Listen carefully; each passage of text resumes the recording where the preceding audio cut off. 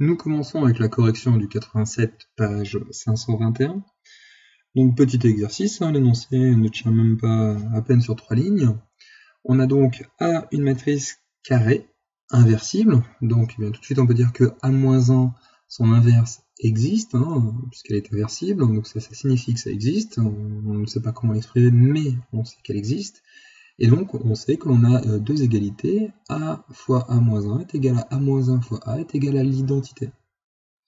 Puis, deuxième hypothèse, on a lambda, un réel. Donc là, on n'est plus sur une matrice, on est sur un nombre réel.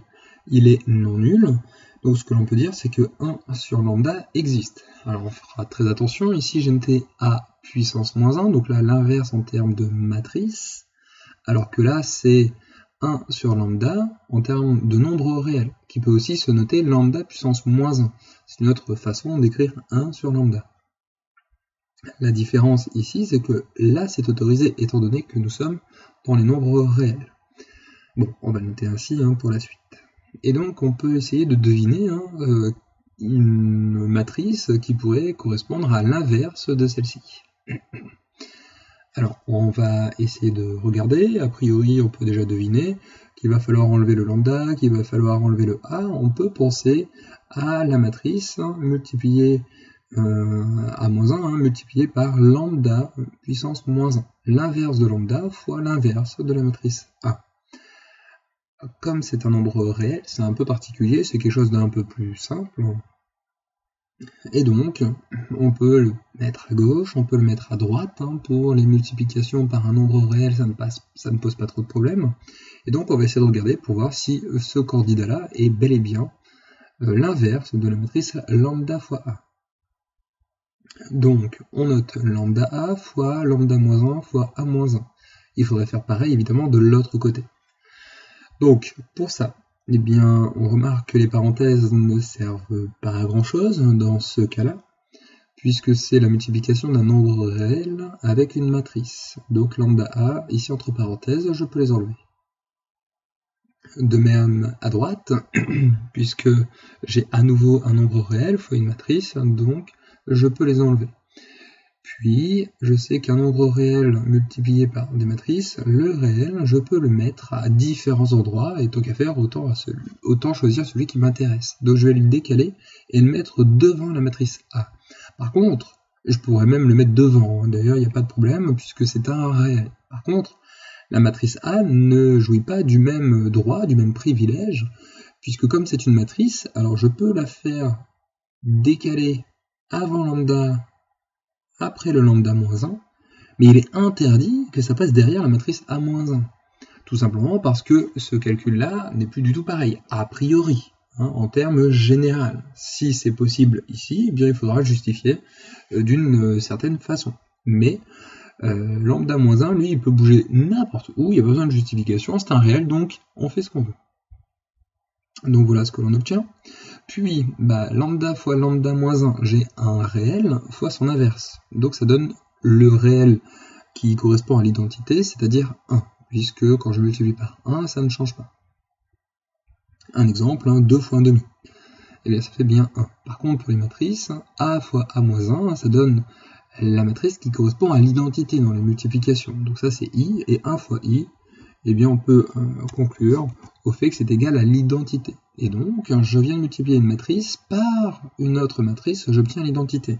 Donc ce que je peux dire, c'est qu'a priori c'est plutôt bien, on est plutôt satisfait du calcul, puisque c'est plutôt la première partie que l'on devait obtenir, et donc c'est bien parti. Il faudrait faire pareil de l'autre côté, alors je vous laisse la faire. Si vous faites lambda moins 1 fois A moins 1, multiplié à droite par lambda fois A, et bien on va trouver exactement la même chose. Ainsi, on peut conclure que l'inverse de la matrice lambda fois A, et c'est bel et bien la matrice lambda moins 1 fois A moins 1. Et là, ça ne marche, on a déjà vu ça pour le cas des matrices, là ça ne marche que lorsque j'ai un nombre réel inversible et une matrice inversible. On a vu que lorsqu'on avait un produit de deux matrices qui était inversible, c'était inversible également, mais le placement de A et de B était inversé.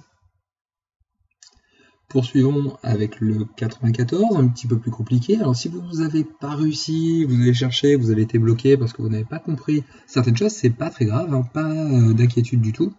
C'était pour introduire la fin de ce chapitre numéro 3 avec les systèmes linéaires. L'intérêt des matrices en termes d'équations, de système d'équations. Donc on va expliquer ça, ça sera une introduction pour la suite, et avec le cours ça ira peut-être mieux du coup. Donc, pour ceux où ça a été, hein, bah, très bien. Donc le 94, vous avez le titre hein, qui vous dit une inversion à la main. En fait, on va déterminer l'inverse d'une matrice d'une certaine façon en raisonnant avec les systèmes d'équations. C'est une façon de faire, et ça peut généraliser hein, pour des matrices carrées un peu plus compliquées. On verra à la suite aujourd'hui du cours comment déterminer l'inverse d'une matrice carrée d'ordre 2. Mais pour les matrices un peu plus grandes, ça devient beaucoup plus compliqué. Il y a des formules, hein, mais qui nécessitent beaucoup de calculs, et plus la matrice augmente, plus il y a de calculs. Donc pas très pratique. Alors, vous avez le système d'équation qui est là, qu'on vous donne, et on vous demande de l'écrire sous forme d'une égalité matricielle, qui correspond au produit de la matrice A par la matrice X et qui donne égal à B. Alors, on essaie d'identifier les choses. Vous avez la matrice A qui est donnée tout en haut. Grand A, c'est 0, 1, moins 1, 1, 0, 3, 1, 1, 1. Puis, 3 réels ABC qui sont à droite de nos 3 équations, de nos 3 égalités. Et puis, dans cette égalité-là, a priori, ce qui est à droite, c'est B. Donc, il serait logique de prendre pour matrice B la matrice colonne qui correspond aux 3 nombres A, B et C. J'ai donc une matrice 3, 3 qui va être multipliée par une matrice X dont je ne connais pas le format a priori et qui va être égale à une matrice colonne, donc 3 lignes, une colonne. Donc j'ai une matrice 3, 3 qui va être multipliée par une matrice que je ne connais pas qui va me donner une matrice 3, 1. Donc pour que ce soit possible, il faut que le nombre de lignes corresponde au nombre de colonnes. Les deux nombres du milieu doivent être égaux. Ici c'est 3. Donc forcément, grand X doit être une matrice avec 3 lignes. Puis, je dois obtenir une colonne en résultat de mon produit. Donc forcément, grand X va devoir contenir qu'une seule colonne. Donc, a priori, de ce calcul-là, avec cette matrice A là et ce que je déduis pour B, grand X est une matrice 3, 1. Ici, je n'ai aucun X, Y, Z, ici non plus. Dans mon système, j'ai mes 3 inconnus. A priori, grand X va être une matrice colonne où il va contenir le X, le Y et le Z. Alors pourquoi dans ce sens-là? Eh bien, ça va être tout simple, c'est fonction des calculs. C'est pour ça que je vous ai tanné avec le calcul du produit de deux matrices à la main, puisque quand vous allez faire ce produit de la matrice A par la matrice grand X, vous allez faire donc 0 fois le premier nombre, plus 1 fois le deuxième nombre, plus moins 1 fois le troisième nombre. Comme il est à la première ligne, on va obtenir notre premier résultat. Eh bien, il suffit de prendre des coefficients qui vont être correspondants aux coefficients qui sont dans la matrice A. D'ailleurs, la matrice A, on l'appelle la matrice des coefficients. 0, 1, moins 1. Je vois que le x n'apparaît pas, donc il y a 0 nombre x, il y a 1 nombre y, et il y a moins 1 nombre z. Et ça me permet de retrouver le coefficient 0, 1, moins 1, qui est correspondant au x, y, z. Je vois dans la suite, deuxième équation, que le quotient sur x, ça vaut 1, qu'il n'y a pas de y, donc le quotient sur y vaut 0, et le quotient sur z vaut 3. Je retrouve 1, 0, 3. À la suite, des inconnus x, y, z. Et en dernier lieu, ma dernière équation, j'ai exactement le même coefficient partout sur mes inconnus, 1, 1, 1, que je retrouve ici. Donc, grosso modo, lorsque vous voyez un système qui va être traduit par une équation matricielle, la matrice des coefficients, il faut faire attention aux valeurs, bien entendu, il faut faire attention aux inconnus, dans quel ordre ils sont. Et dans notre système d'équations, il va falloir commencer par la première inconnue, donc ici c'est x, puis la deuxième inconnue, donc ici c'est y, et enfin la troisième inconnue, et ici c'est z. Et en mettant ça ainsi, je retrouve ici les coefficients sur x, les coefficients sur y, les coefficients sur z. Et évidemment, j'ai fait une correspondance entre la première ligne et la première ligne de ma matrice A et la première ligne de ma matrice B. La deuxième ligne de mon système d'équation 1, 0, 3 avec la deuxième ligne de ma matrice A et la deuxième ligne de ma matrice B. Et puis pareil avec la dernière. Évidemment, je ne parle pas de ligne de la matrice X puisque en multiplication, ça va être multiplié par les éléments de la colonne. Donc voilà, normalement vous devez être capable de voir le lien entre ces trois matrices et le système. On aura la même chose à la fin de l'exercice. À la question 2, on vous demande de supposer qu'il existe trois réels A, B et C qui vérifient les équations de ce système, et en procédant, donc voilà, ce système existe, il y a des solutions, des valeurs A, B, C, et on vous demande, par substitution, donc on demande de substituer une inconnue par rapport à une autre, et en fait de remonter pour avoir l'ensemble des solutions de ce système, de sorte à exprimer x, y et z en fonction des nombres réels donnés A, B et C. Ce qui revient à une résolution de système d'équations comme vous auriez pu le faire en troisième, en seconde, éventuellement en première, pour des systèmes de deux équations à deux inconnues, qui évidemment, ça donne une méthode qui peut être généralisée pour ici, donc trois équations et trois inconnues. Évidemment, s'il y en avait plus, ça serait exactement le même procédé.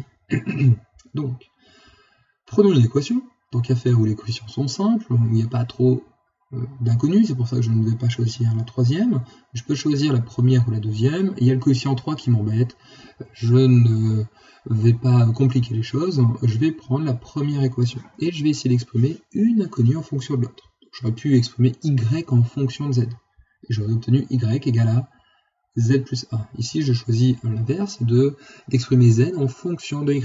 Alors pas en fonction de 1, en fonction des autres inconnus. A, B et C, ce sont des paramètres, ce sont des réels qui sont donnés, ils ne sont pas du tout inconnus.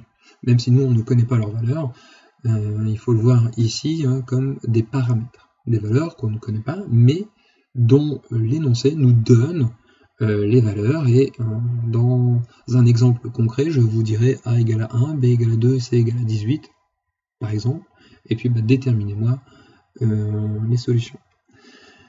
Donc, c'est parti. Je vais exprimer z en fonction de y. Dans ma première équation, je n'y touche plus, jusqu'à quasiment la fin. Et puis dans mes deux autres équations, tout ce qui apparaît avec z, je vais le remplacer par y, moins a. Donc avec ce que j'aurais exprimé. Je vais donc obtenir, dans mes deux dernières équations, les deux dernières équations qui vont obtenir une seule particularité qui va être très intéressante pour nous, puisqu'on va revenir sur des choses qu'on a vues au préalable. Il n'y aura que deux inconnus, x et y, puisque dès qu'il y a z, je remplace avec mes autres inconnus. Alors, c'est un peu particulier, parce que dans ma première équation, je n'ai que deux inconnus. Mais si j'avais choisi de prendre la troisième, par exemple, si j'avais choisi d'exprimer x en fonction de y et z, donc dès que j'aurais vu x, j'aurais remplacé par y et z. Donc ma troisième équation m'aurait donné x égale à c moins y moins z. J'aurais remplacé dans la deuxième mon x, je n'aurais obtenu qu'une équation avec y et z. J'aurais fait pareil dans la première, et je n'aurais obtenu qu'une équation avec y et z. Et à nouveau, j'aurais obtenu deux équations avec deux inconnus, y et z seulement. Donc au final, ça revient au même. C'est juste que c'est un petit peu plus long. Donc, revenons dans notre cas, on obtient donc ceci, qu'on va simplifier, on obtient cela. Donc, la première équation ne touche plus. On regarde sur nos deux équations. Donc, on peut faire de la substitution. Ici, j'ai des coefficients, mais en fait, c'est terminé, puisque les coefficients qui sont donnés sur x et sur y sont assez simples pour déterminer y, ou pour déterminer x. Si je fais la deuxième moins la troisième, je vais avoir à gauche plus que y qui apparaît. Comme à droite, je n'ai plus aucune inconnue, puisque je n'ai que les paramètres a, b et c, je vais pouvoir exprimer y en fonction de a, b et c. Donc en faisant le calcul, x moins x, ça disparaît, 3y moins 2y, ça me donne qu'un seul y, et b plus 3a moins tout le nombre c plus a me donne b plus 3a moins entre parenthèses c plus a, que je vais simplifier. Donc les a se simplifient ici et là, pour me donner en version simplifiée b moins c plus 2a. D'ailleurs, on peut déterminer que c'est une bonne expression, étant donné l'énoncé qui nous donne dans la deuxième ligne de mon système d'équation numéro 2, y égale à 2a plus b moins c. Eh bien, il n'y a plus qu'à remplacer dans notre système d'équations, donc ici. Alors, mes deux équations ont été un petit peu transformées, utilisées pour obtenir ce résultat-là. Donc sur les deux, je vais en garder plus qu'une seule. Donc je décide de garder la deuxième, donc la troisième de mon système, x plus 2y égale à c plus a, en remplaçant y par b moins c plus 2a. La deuxième équation de mon système reprend cette égalité-là. Et puis la première, eh bien, je remplace y parce que je viens de trouver. Et il n'y a plus qu'à simplifier et à isoler mes inconnus z, y, x en remettant x au démarrage pour conserver l'ordre que l'on avait dans la matrice grand X. Donc on obtient au final exactement ce qui est donné dans l'énoncé. X égale à moins 3a moins 2b plus 3c, y égale à 2a plus b moins c, et z égale à a plus b moins c. Dans la question 3, on vous demande de vérifier que les solutions trouvées en 2 conviennent. Donc pour ça, rien de plus simple, puisqu'il suffit de vérifier. Je vais le faire pour une des équations. La première, y moins z égale à a. En remplaçant y et z par ce que l'on a, donc on obtient b moins c plus 2a, z c'est a plus b moins c, donc moins a plus b moins c, on simplifie, les b disparaissent, les c disparaissent, 2a moins a nous donne juste a, la valeur qui était donnée dans notre première équation. Vous faites pareil pour les deux autres, ça fonctionne aussi bien. Et donc poursuivons avec la question 4. On vous demande d'écrire, et donc là c'est un peu particulier, on revient sur la première question de cet exercice. On vous demande d'écrire le système numéro 2 sous forme d'une égalité matricielle avec grand X égale à A' fois B. Donc autrement dit, dans notre première égalité, on avait AX égale à B, c'est comme si on faisait passer le A de l'autre côté, et on n'avait plus que X à gauche. Comme dans une équation du type 2x égale à 3.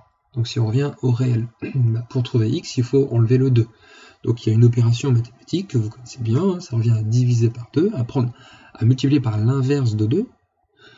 Ce qu'on va faire, il faudrait multiplier par l'inverse de a en fait, pour dégommer le a qui est ici. Alors on va y aller tranquillement, puisque c'est quand même pas aussi simple avec les matrices. Et ça permet d'exprimer x égale, et donc en fonction du reste. Donc là, on voit quelque chose qui s'y rapproche, et donc il faut trouver x. Bon, c'est facile, c'est déjà donné. X, c'est x, y, z. Grand X, j'aurais dû dire. A' fois b, alors b, c'est la matrice colonne, donc qui joue à peu près le même rôle que grand X, A, B, C. Et A', a priori, ce sera le même rôle que A, c'est-à-dire la matrice des coefficients sur notre système d'équations. Alors, x, y, z, il est à gauche, tout comme grand X, donc déjà on voit le lien. Grand B, c'est la matrice A, B, C. Alors ici, on a bien fait de mettre A d'abord, B ensuite, et C à la fin. Et donc, les coefficients sur les paramètres, mais on peut voir ça comme des inconnus maintenant, A, B et C, vont nous donner cette matrice-là.